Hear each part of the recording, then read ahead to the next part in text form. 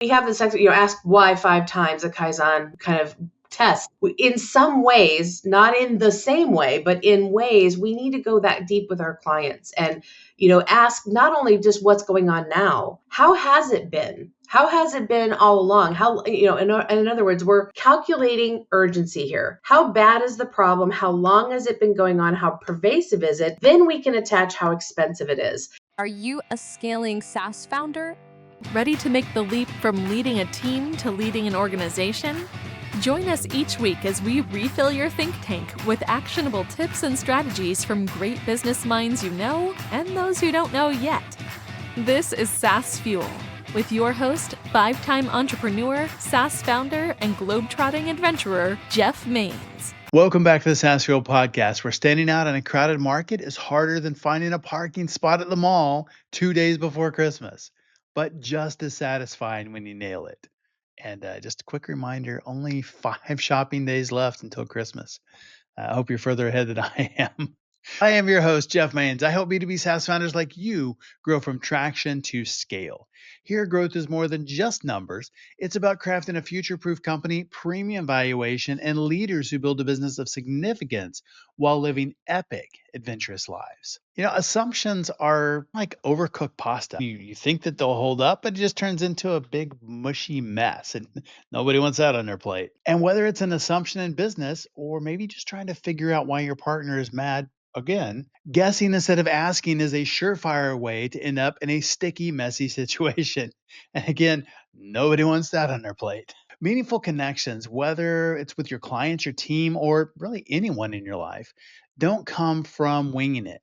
They come from being curious enough to ask the right questions and get beyond the surface level and go deep. In this episode, we're tackling the art of discovery in sales because, let's be real. Jumping to conclusions with a client isn't just risky. It's like showing up to a potluck with a tuna and peanut butter pie. Hey, I assumed everybody would like it. It's healthy and you like everything in it, right? Or how about maybe I don't know, spam and pineapple smoothie? Yeah, I could go on, but maybe we should try and sneak one of those in over the holidays, pop in with a tuna peanut butter pie for everybody. But assumptions that can get us in trouble. Yeah, I won't spell it out for you, being family friendly and all, but you probably know what assuming makes us, right? It's right there in the word. Today, we'll dig into how thoughtful, well placed questions can uncover what your clients actually need, build trust, and make your sales conversations feel less like a pitch and more like a partnership. No secret, sales cycles have extended this last year. Deals are dragging out. How often are you leaving opportunities on the table, not because you don't have the answers, but because you didn't ask the right questions? Stick around because this episode is all about swapping assumptions for authentic connection and maybe even avoiding that dreaded thanks but no thanks email and probably some tuna peanut butter pie also. From his unique take on hiring to the surprising power of long-term greedy thinking, so good. Dan offered a roadmap for SaaS founders looking to build sustainable success. What could a gym owner teach you about scaling your SaaS business? Might be surprised. He's got a pretty amazing workout for us. So catch up now if you missed it. And our expert guest last week was Will Christensen, founder of Entrepreneur's Apprentice. He broke down how to automate, delegate, and eliminate inefficiencies to scale your business effectively. We explored the rise of fractional leadership, AI's transformative impact on work, and how to build accountability systems that drive productivity. If you're looking to do more with less, this episode is packed with actionable insights. Yeah, and who isn't looking for that, right? So if you missed that, check it out. My guest today is Theresa French, founder and CEO of Cellmark 360. Theresa is a sales powerhouse with over 25 years of experience in transforming conversations into revenue. As a creator of the Conversation Copilot system, she's mastered the art and science of building trust, uncovering client needs, and driving results. In this episode, she reveals the strategies that help sales teams outperform quotas and thrive in any market condition. Welcome someone who will share discovery techniques that turn conversations into SaaS deals. Theresa French. Hey, Theresa, welcome to SaaS Fuel. Great to be here. Today is all about sales, and we're going to go deep. And speaking of deep, one of the things that you talk about a lot is asking deeper questions to build trust. Tell me a little bit about that and how we can do that in the sales process. Absolutely. So I think first we have to talk about why that's so important, why that stands out amongst all of the questioning advice that we get as Yes. salespeople. We go in, we with an agenda, oftentimes a script, oftentimes, a battery of questions, and clients can come out the other side of that feeling pretty beat up. Like it was an interrogation, not or an inquisition, rather than, being the discovery searching and solving kind of exploratory conversation that it needs to be. So we want to avoid that because they've been, most of these folks are smart, they're savvy, they've had other sales engagements. They know what you're up to. They know what kinds of questions you're going to ask. And many of them come to a call or to a meeting ready and prepared for the answer. I Yes. know Yes. that if I am evaluating software and I have to talk to 7 SaaS salespeople, I know they're going to ask me, what's my target market? Who do I work with? What do I want to accomplish? Those are all pretty rote, standard, basic questions. Where Yeah. we as salespeople start to really stand out is when we ask the next level question and the level after that. So that's your target market. Tell me, why is that your target market? Now, that may sound super simple, but I have found in my own experience and those that I coach, that's not a question we ask. Now, it might not be an appropriate question depending on your sales situation, but what are the appropriate questions? What can we go deeper on? And how can we understand not just the answers, but the context of the answer and Yeah. start to think more critically about what that answer means. And not to us. What does it mean to us doesn't matter because, when we are experts in our craft, we know the answers and we know that don't tell our clients, but they typically don't actually know the core answers or core problems. We do.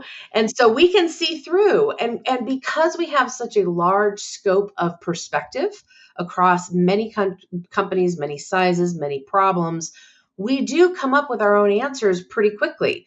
But if our client is not on board with that answer or has never considered that answer, we're in trouble. We've now departed ways from being on the same page with our prospects. So we really have to listen and ask the kinds of questions that are going to get us what we need to make a compelling case to do business with this person, whoever that is. So what do we have to get from the conversation more so than what do we bring to the conversation? And again, I often just cheekily say, it's not what you say that sells, it's what you hear. It's what you listen for, and it's what you respond appropriately to. So we just have to go deeper. We've got to understand what's sitting behind the pat answers and not be okay with the answer we get, question it a bit. One of my upcoming book, The Cat's Just Fine, which is a book on curiosity in sales and letting that be the guidebook for how you go deeper with these questions, is that curiosity factor. And it's also Yeah. the critical thinking factor. They just gave me an answer. Do I believe that? Do I really believe that is the answer, or is that just the safe answer? Can I go a little deeper? That's where we've got to get brave and go much deeper than what we normally do in a discovery conversation, even when it's limited to 15 or 20 minutes. That's so good. And context really matters. It does. It does because it can affect, is a solution a right fit or not? Context can affect that because why? What is it about that market? What's going on in the business? What's the real problem? What's the underlying problem? That's right. That's right. Why is that a problem? Let's go deeper and deeper. I really like that. And, we have this, ask why 5 times, a Kaizen kind of test. Right. In some ways, not in the same way, but in ways we need to go that deep with our clients and, ask not only just what's going on now, how has it been? How has it been all along? How, in other words, we're calculating urgency here. How bad is the problem? How long has it been going on? How pervasive is it? Then we can attach how expensive it is. As soon as we Right. can do that, we have a compelling case to do business with us and pay whatever amount of money we need them to pay. Because if we can show them that this is not going away without our help and that they really are losing a lot of money or leaving a lot of money on the table or putting themselves in a position of a lot of risk, if we can remove those 3 threats in this conversation by bringing their thought process along, we'll win every time. I like that. You mentioned search and solve. Mhm. And a lot of companies have part of the sales process. They've got their pipeline and prospects move through stages. And so discovery is one of those. And then a lot of times the next one is demo. What do you think about separating those versus putting it together? Do we search and solve at the same time? Or do we search, build a solution or a demo set, and then come back and solve? That's a What's your really take? great question. I think in certain realms that makes sense because if we are really building a customized demo or a customized demonstration of what's going to be going on for that particular prospect that truly they shared with you in that initial meeting some key issues and that demo doesn't look the same client to client when you show it, I would say that makes total sense.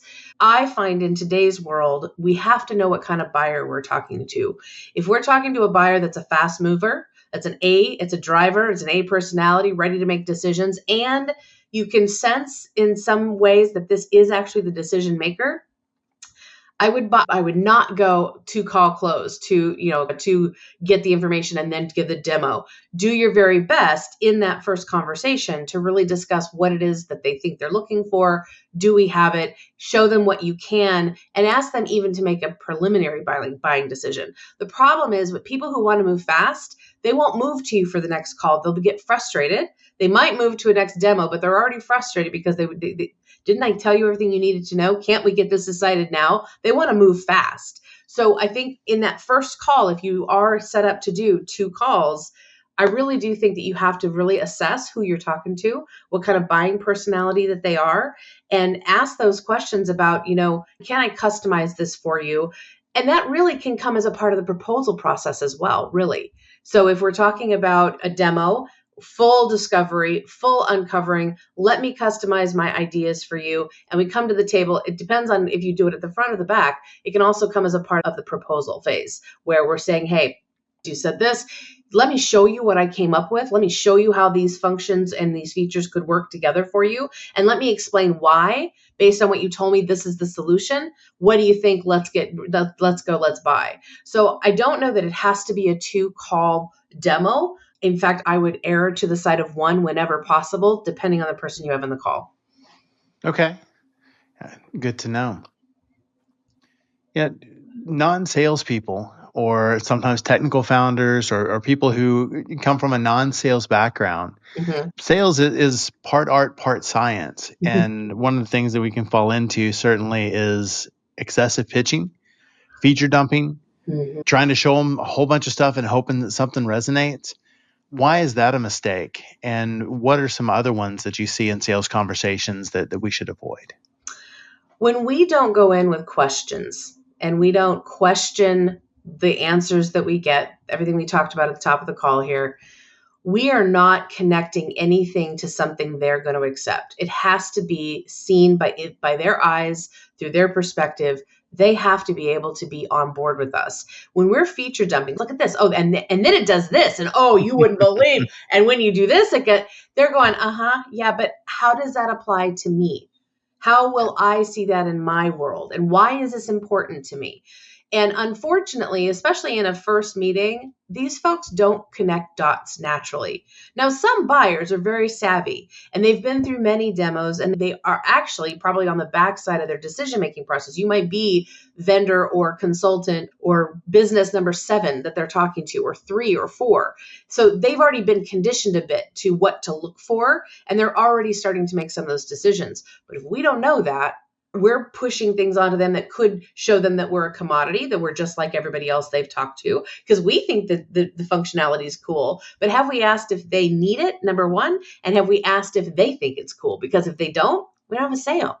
So it's really, and people in non-traditional sales roles, people who have to sell for their business but are not, quota carrying salespeople, there is this reluctance to just sit back and ask questions because they are the product more times than not. They are what they're selling, their IP, their ideas, their models, their frameworks, all of that.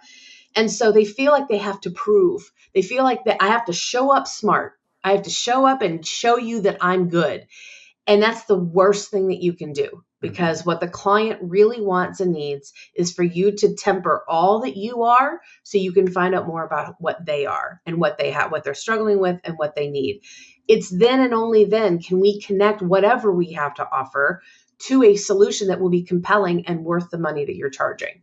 So without a discovery, without some uncovering, some exploratory, tell me what you're all about kind of conversation, you are throwing spaghetti at the wall and hoping for the best. And so it is the worst thing that you can do.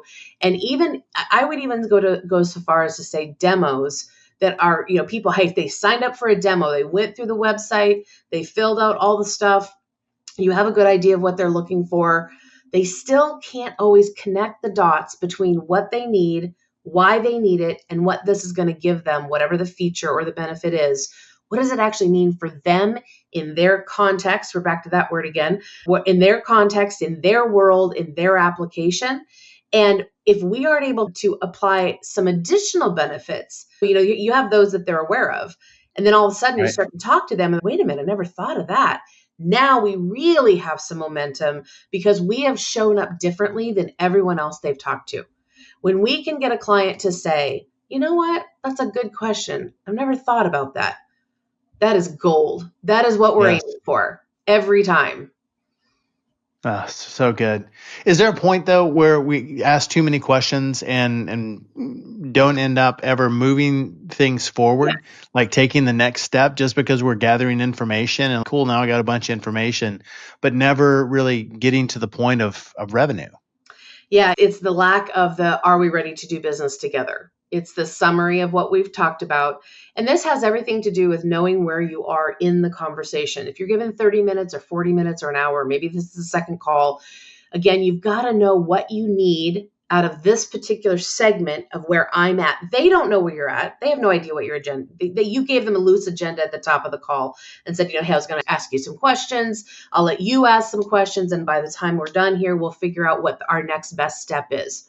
Great. But that's about it. That's all they know about. You, on the other hand, know I'm moving from discovery. I'm moving from consequence. I'm moving from vision casting. What could it be? What could it look like when it's fixed? And then I'm moving into let's ask for the sale. And if we stay too long in the first three phases in that, rapport building or in that, hey, what's the problem? Let me get to the bottom of the implications of what's going on here. Or we stay too long in the, hey, wouldn't this be great? And what would it look like? And how would it all be? And we just go, have any questions for me? We are in trouble. So we have to be brave enough and bold enough, especially those who are not in business for themselves. I'm sorry, not in sales, formally in sales, non-traditional salespeople. It looks to me like you have this problem and all of this is costing you about X. And, what we've talked about today seems very manageable from my perspective, because this is what I do every day. I'm just curious, is this an opportunity for us to move forward together? Would you like me to put some ideas together?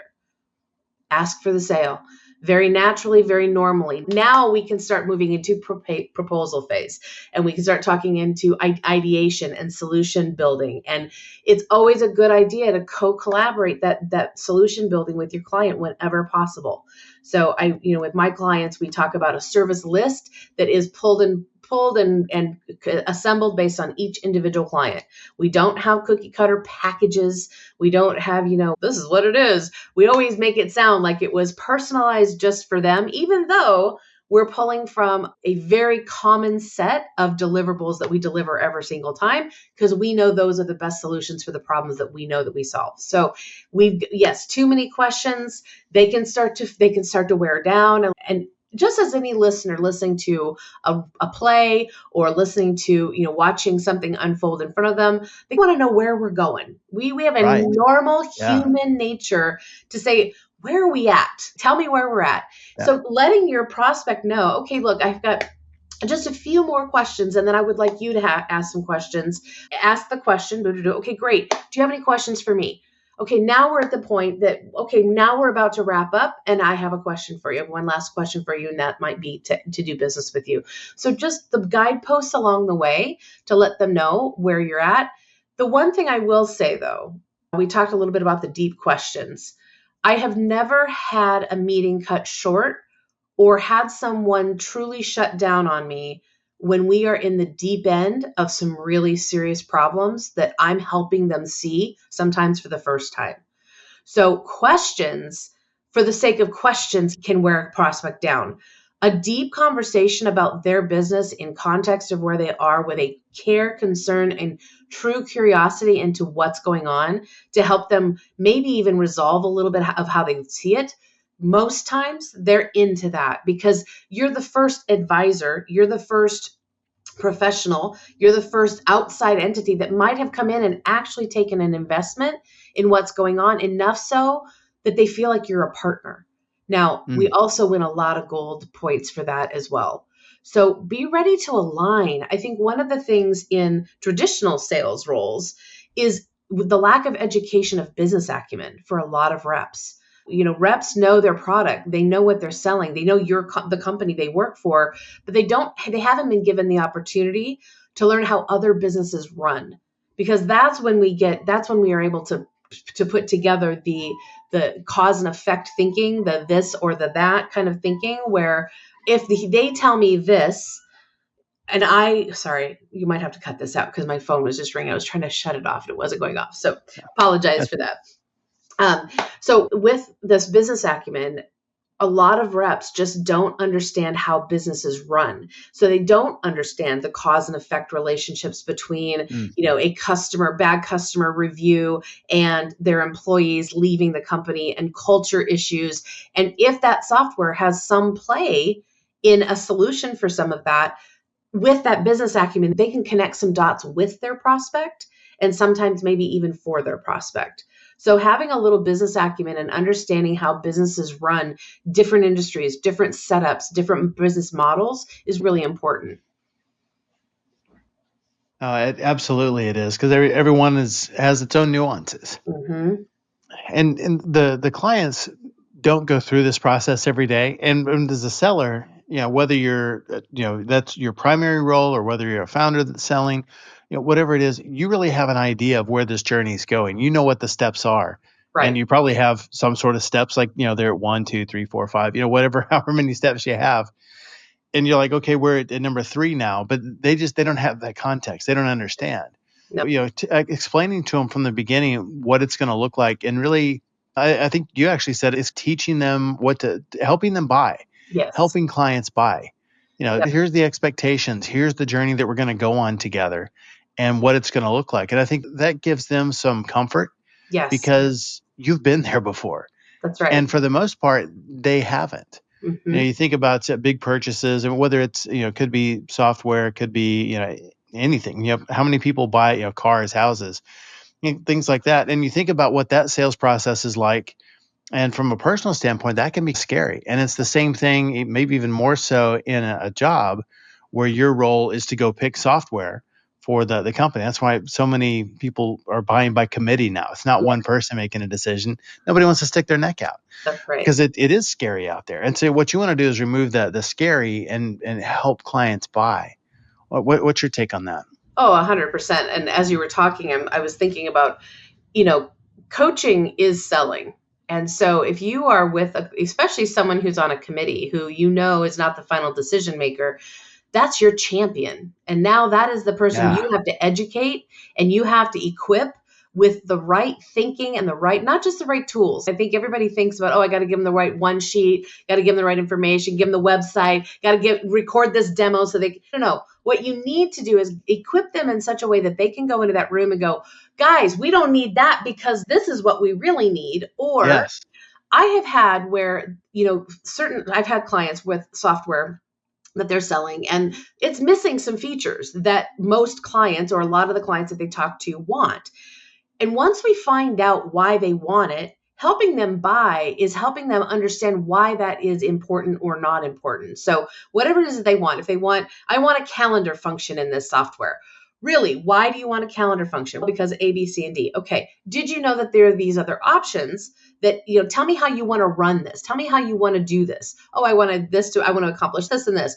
Great. Maybe an idea is over here, Google Calendars, or offer up, booking page or whatever. And that would suffice and actually be more efficient. And then we could use the software and focus on this over here. I've had clients buy because the one feature that they thought they wanted wasn't really something they needed. It's just they Yeah. thought they wanted it. So we have to, again, go back to, why do you want this? What does it look like? How are you using it? What could be an alternative? And how can I, in that case, how can I no longer be the inferior product because all the things on your wish list wasn't here? So I'm helping them buy by really evaluating their priorities. I'm evaluating, and I think a lot of salespeople get really nervous at this point.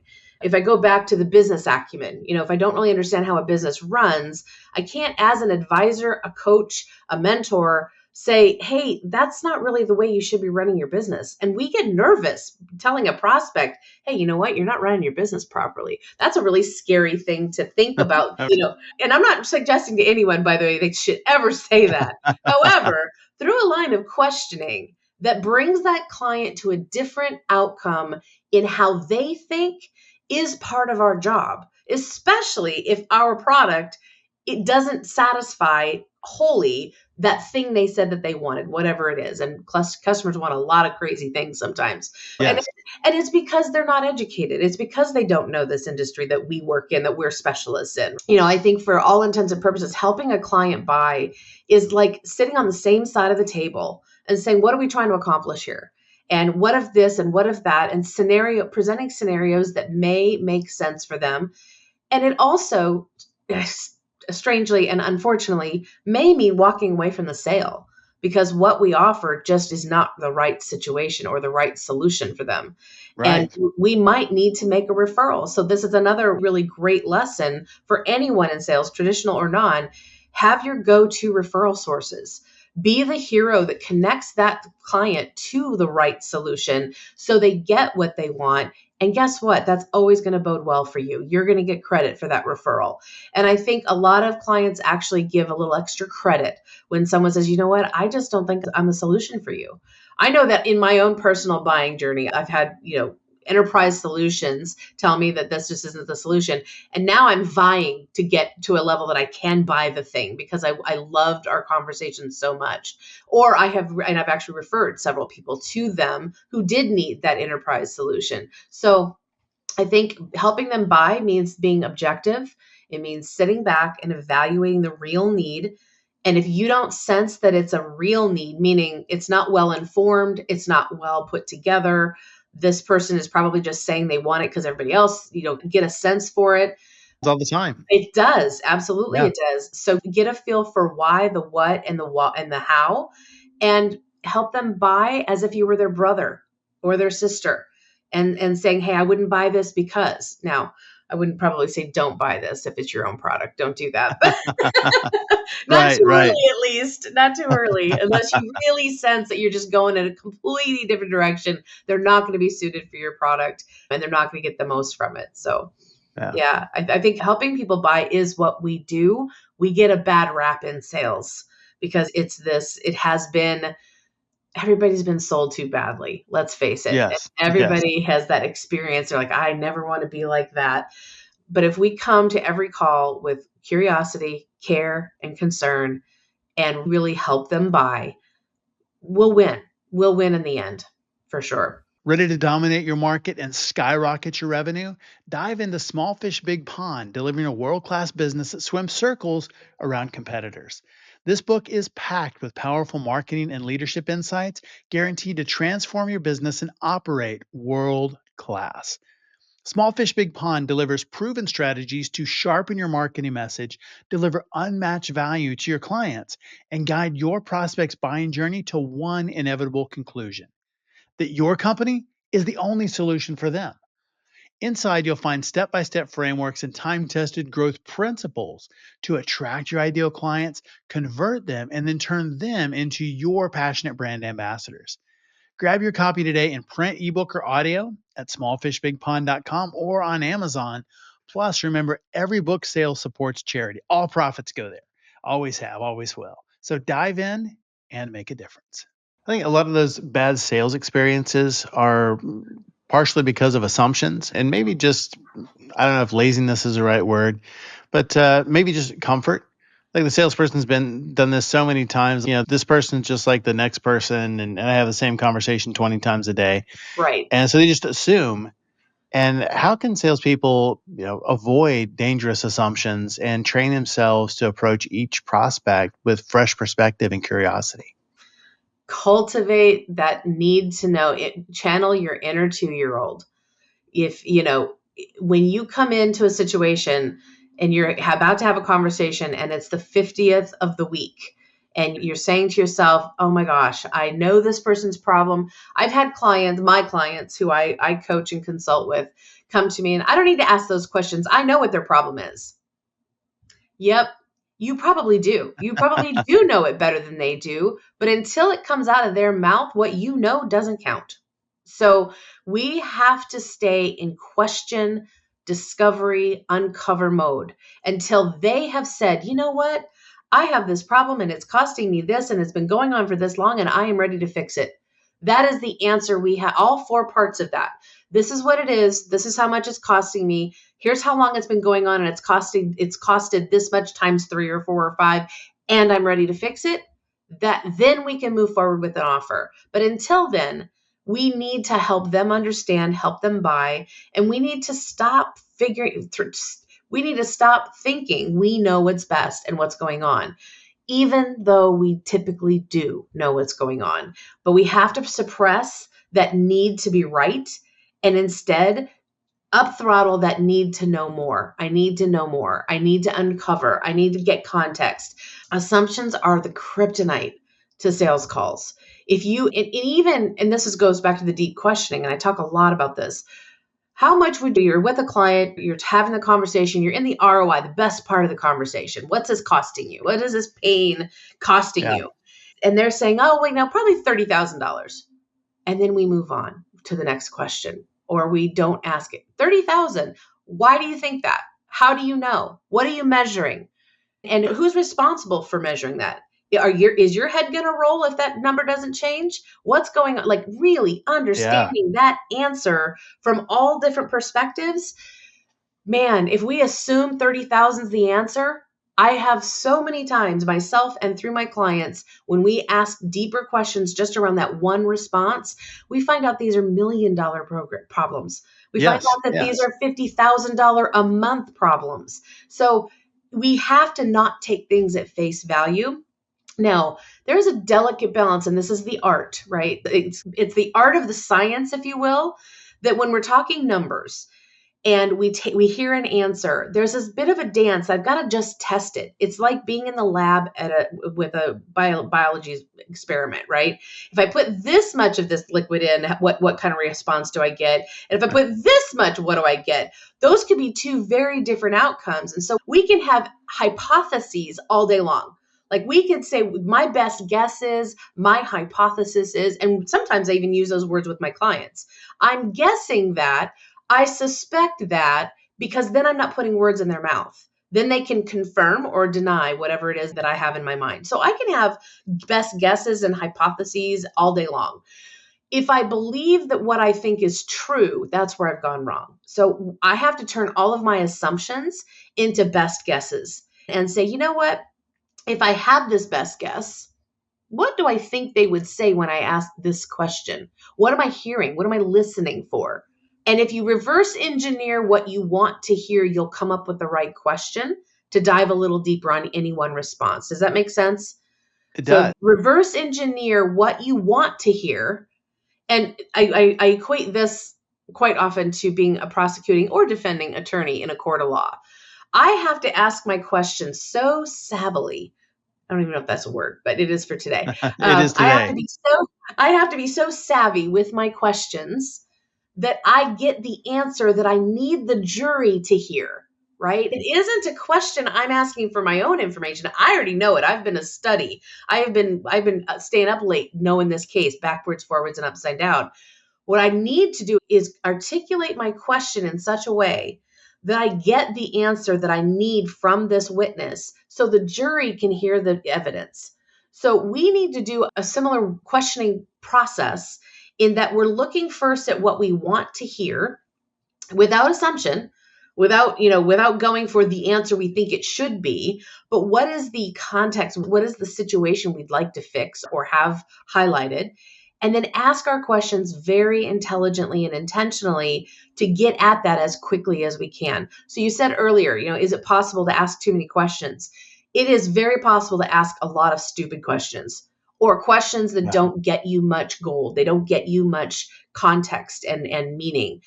When we construct our questions very intelligently and have those follow-ups ready in our brain, like where will we go if they give us this question, or I'm sorry, if they give us this answer, where will I go? If they give me this Yep. answer, where will I? And you know the direction you're going to take this client. Those are the smart questions, and they'll stay there all day. So again, I think it's really important to be intelligent and, economy of words at the end of the day. You have a very short amount of time, 30, 40 minutes. Sometimes you're granted an hour, but at the end of the day, you need to get as much as you can from that first meeting as possible, and going deep quickly typically will get you more gold than staying at the superfluous, tell me about the business. I also, that's another, you haven't brought that up, but I want to talk about the fact that sometimes we can ask too broad and too wide open of a question. At the top of a call, it's a great idea to say, hey, tell me why we booked this call. Now, Right. tell me about your business is not a question you should be asking any client, because Which is like the name of your book. The cat's fine. That's one of the things that we're trained as salespeople to talk about at the beginning is they talk about their pet, talk about the dog, the cat, right. Yeah. make small talk. And there is rapport. I think there's rapport. And if the cat and the dog are what you choose because you saw something online, great. But I have been asked, and I have seen my clients ask, so tell me about your business. Right. Yeah. Have you not looked? Have you not looked at the website? Do you not know anything about it? Do you not know why we're here? You have no Right. clue. Then why are we on this call? Have you not looked it up? And I've been in business for 25 years. What part would you like to know about? And Yeah. they're That's thinking, a good one. that is such a huge question. So if there's no context to what you want to know specifically, again, we're not giving our clients or our prospects guideposts. Give them parameters. Help them, make it easy for them to give you the answer you want. What do you really want to know about their business? Now, the other side of that, tell me what your biggest struggle is. Tell me what's keeping you up at night. I hate We're that not going there question. either. But we might ask at the top of a call, tell me what was interesting about booking this call today, right? That's a good one. Now we have them, they've already been thinking about us. I want to know where they're at in their thinking as it relates to us and this situation. And oftentimes they'll open right up about the problem. I was da-da-da-da-da, and I went online and I looked at this thing and I thought this was the solution, and I'm thinking A, B, and C. Great. What do you know so far? Like, really get to know what they know up to this point. Then you can springboard, because the other thing that can piss a customer off or a prospect off is repeating things they already know. So we have this feature. Yeah, I saw that on your website. Tell me something new. Tell me something I don't know about this solution product. And then of course, when we dive into their business, we're really cultivating the things that we can then give a demo that is specific to the things that will be most valuable for them. So that's my take on that. That's my story, and I'm sticking to it. Well, that's a good one. There's so many questions that I get asked. I do sales calls all the time. I get pitched constantly. And the ones that really do ask intelligent questions stand out so much that I don't care what they're selling. I'm already predisposed to buy just because they've actually done some research. They know what they're talking about, and they ask questions that are intelligent. Yes. Tell me about your business. Do we really have to start there? It's just like you said, there's a lot of it, but most of it's not relevant to why we're talking today. That's right. If we just focus in and ask a more intelligent question, the best salespeople do research. And that's what builds trust. I think it's one of the things that's really missing in the market today. There's a trust deficit, partially because of bad sales calls, bad experiences. Yes. And it's a lack of building of the context. I really stick close to that, because I have been through, so I've been evaluating a lot of software this last year, and so have lots and lots of demos too. I've done sales coaching on demos because I just I'm blown away at what goes on. However, the point being that question, tell me about your business, is been asked of me 4 times before you. And you really want me to spend 10 minutes, 5 minutes, whatever, telling you about my business. And if you were to, again, you are always judged by the quality of your questions. Yeah. So going back to the non-traditional sales, people who want to show up and show out, and I've got this cool thing and my method's really awesome. Or you've got your tech SaaS, or you've got your product sales, people who selling widgets. My thing does this, my thing does that. It's really great. If we can just stop for a minute and say, hey, what's most important to you? What is it that you need to fix in your world? What is it that you're looking to find a solution for? Why is that important to you? How much is it costing you? And when are you ready to buy? Is this now? Why now? Why is now the time? That's another really critical question, Yeah. because that leads to urgency. And when we ask those questions as your top level and we go deeper, they feel seen, they feel heard, they feel understood. And we are in a society of megahorns. Everybody has a one-way conversation today because of Yeah. social media, in large part, because we can say and do anything we want, and then we can delete comments and ignore everybody else. Like, we got it out, it's in the world, deal with it. And we don't often have to deal with what comes back because we have the option to on social media or on email or whatever. Right. So everybody's out there trying to say something, and there are so few people listening that when you show up listening, that person is blown away. And I use this example a lot in personal. By the way, everything we're talking about also works with your kids. It also works with your family members, by It the way. does. So for those of you listening that have family that need to get something done in your family, ask more questions. It'll work, I promise. But at the end of the day, when we show up and listen and truly take an interest. So just for you, when was the last time you sat down with someone and started to talk about your vacation? Let's say, you went away and you had a vacation and they're like, oh, okay, yeah, great. That sounds fun. Yep. And then they're back to themselves. Or they say, yeah, me too. I went to this place and I did this and I did this and I Right. did this. Very seldom do we sit down with someone that goes, really?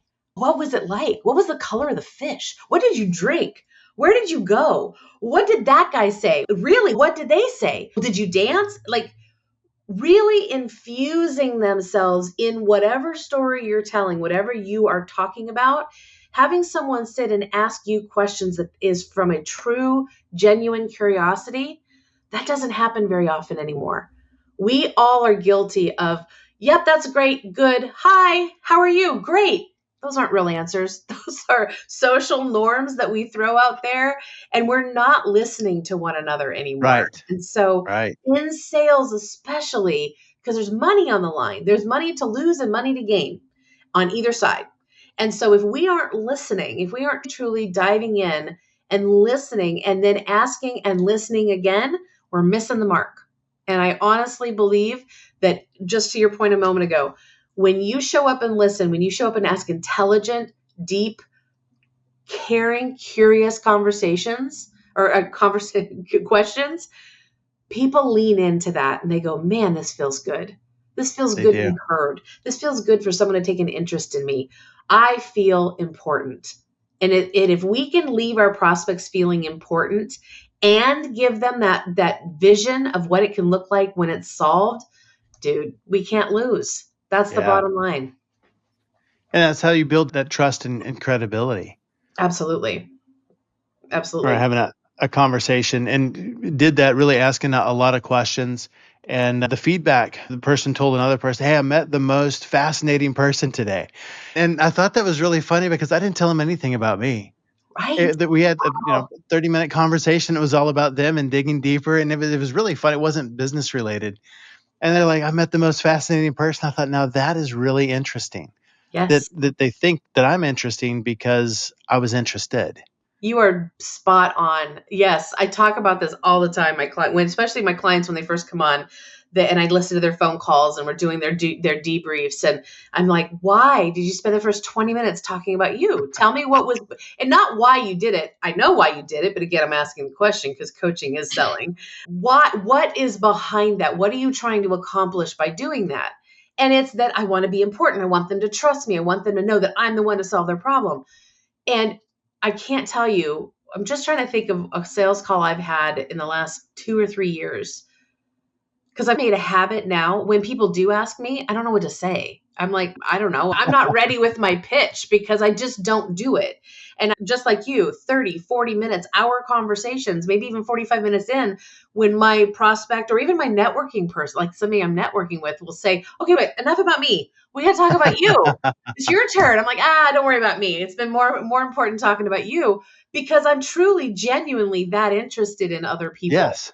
And so I don't talk about myself, and I feel uncomfortable when I'm asked to talk about myself because I don't have the pitch. So I think Right. there's, at some point when you have to promote yourself, that's not a good habit to have. When it comes down to really diving in and caring about people, you have to understand the person. And it's amazing what you can find out when you take that time and that intention to really dive deep. Yeah. Well, what is the role of leaders in sales as the company continues to grow? CEO may be the initial salesperson, but then hires a team. What does that role look like for them? Is it not really just a handoff of sales and I'm done, but what is their role after they Their have a team? their role is to motivate through vision, motivate through success, recognition, and good leaders partner with their direct reports. They sit on the same side of the desk and they say, let's do this together. As a founder, that founder worked out all the kinks in the sales process, hopefully. But by the time they hire a team, we're hoping that they have gone through the gauntlet of what works, what doesn't work, what's important, what's not important. They have flushed out that go-to-market strategy. They know what needs to happen. And if they don't, they've hired help to help with that. If that's not something that's been innate and natural, because we are so passionate. When we own something, it's our baby. And by Yes, golly, 100%. we love it so darn much Yes. that sometimes founders never do figure out the sales process on their own. And that's okay, because you need to stay in the innovation side of things. You need to perhaps stay in the iteration.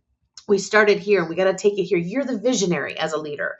So with that, though, you have to share that vision or your people don't come along with you. They come up with their own visions, they come up with their own directions, and then now you have misalignment. So the role of a leader really is to pass down everything that he or she has developed as a working sales model, a working cultural orientation, a working prospect proposal, if you will. What do they want to hear? What have I found that works? Pass that down, put it in a book so it's referenceable, because these reps don't stay forever. They turn over, and we are going to need to teach the next batch the same thing. So we need to have this replicatable and then refreshed and revisited on a regular basis.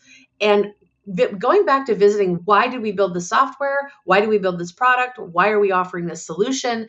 And who is it that we really want to continue serving? And constantly coming back to the table to talk about, are we on the right path? Are we doing the right work? And involving the sales team, involving the mid-level managers, the VPs and the managers, and having everybody come to the table quarterly, if you can make it biannually at a minimum, to say, what do we see here? Are we going in the right direction? Is there improvements? Are there ways that we could shift this a bit for better impact and better revenue? What do we need to do? So the role of it's the navigator. Leaders are navigators. And all of your maps, all about that. You've got you set the ship in one direction, but storms come. And you got to be ready to go off course for a bit. How far off course? That's the leader's decision. And with good information from people who boots are on the ground, boots are in the water, they can help inform, hey, this is what's happening when I say, this is what's happening when we deliver that. Having that information and having that on a regular basis is really critical. And while we all as CEOs want to get out of the daily work as soon as possible, eventually it's hard to give up at first, but once you do, you want to give up more and more. You still have to keep one foot in the bag, because they need you. They need your guidance. They need your forecasting. They need your enthusiasm and your passion that drove you when it was just you. That same passion has to be shared with them to fuel them to go the distance with you. So I think as a leader, you have a lot of responsibility as a leader. That's the bottom line. But that's why we're entrepreneurs. I think that's why we did the things that we did, is because we knew it could be done better, but we oftentimes forget the people piece. And we build the great software and we make the money, and then we're up in the ivory tower and suddenly we wonder why things are falling apart. or we're misaligned, or we're not meeting goals. It Yeah. could be as simple as just not meeting goals. You're still killing it and you're still happy, but we're not fully realizing the potential of the company and the people that we employ. Yeah. I think people are so important. And as leaders, what are some things, maybe key elements that we need to focus on to build a world-class sales team and have a solid customer acquisition strategy? There's lots of things. One paramount is feedback. And I'm not talking about the once a month or once a week stand up with a rep that says, okay, good job. You're at your quota. You need more dials, please. We're talking about, here's what I see in you. Here's what I see you doing. Here's what I see you trying. I really appreciate that. Feedback that is both positive and critical, because critical is necessary, and direction on how to correct things. So I see, and the bottom line is VPs, managers, that whole level of leadership is so busy. They've got their eyeballs on so many moving targets that sometimes, again, the people piece gets missed. They don't spend as much time with each rep, or the team is so large they simply couldn't spend enough time with all of those reps. So we have to find resources for them. We have to find ways that we can be listening to phone calls, listening to the ones that they win and the ones that they don't, and debrief those and give that feedback loop is what makes a rep better. And it's the most uncomfortable, stupid role plays and stupid call debriefs. I've been through them. I hate them. I hate them to this day, but they're the thing that made me better. They're the thing that made me master my craft and not just phone it in and, put in my minimal effort. And it's really where I fell in love with sales, because it became I can do better at that. And then it was conscious to me on my next call. It was something that I did on purpose. I asked new questions. I heard new answers. That reticular activator gets activated, and I start to listen for the things I need to improve on. And it's then and only then can I actually do it. But if no one's telling you and you're just running through calls and, closing ratio is only at 20%, 10%. Hey, the best performers are at 50%. Why? Let's take some of that and toss it down the line, down to our low performers, and help them. So an internal mentoring, an internal, best performing to lowest performing, pair those people up, figure out how they can help one another. If there's a manager that just doesn't have time, create a mentorship program within your sales organization where you have your top performers spending a couple of hours a week with our lower performers and just either going over calls or going over the product mix or going over the target market, practicing questions, role playing. There's so much that can be done that doesn't get done in organizations because of the speed of business. And things are moving at a warp speed. I used to think it was warp speed. It's sped up even since back in the day. But I'm telling you that feedback loop is everything. And really being focused on who is that target market. And I mentioned a few minutes ago, business acumen. Equip your reps with business acumen. If you are serving MSPs in the cybersecurity world, understand cybersecurity. Have them study, give them ways to understand the dynamics of that industry so the business who's trying to operate in it has more information with you than they do without you. Tell me about the new book coming out. Yeah, it's been a long time coming, let me tell you. So The Cat's Just Fine, How to Leverage Curiosity and Concern to Land Higher Contracts. We're still working on the subtitle, but it is a book about not only that you need curiosity, what is curiosity in the sales conversation, and how do you cultivate it? How do you build it? How do you challenge yourself to channel that inner 2-year-old? And where does it show up in the sales calls? Where does it show up in your sales career and in your life, to be quite honest with you? It is a sales book, but it really has some tentacles into even life. And it touches a little bit on what we just talked about a moment ago. When was the last time someone sat down and just asked you questions and cared enough to do that? The Cat's Just Fine is, curiosity did not kill the cat, and it won't kill you. And it's going to be a great thing if you start deploying it in your sales conversations. Fantastic. Where can people learn more about you and about the book online?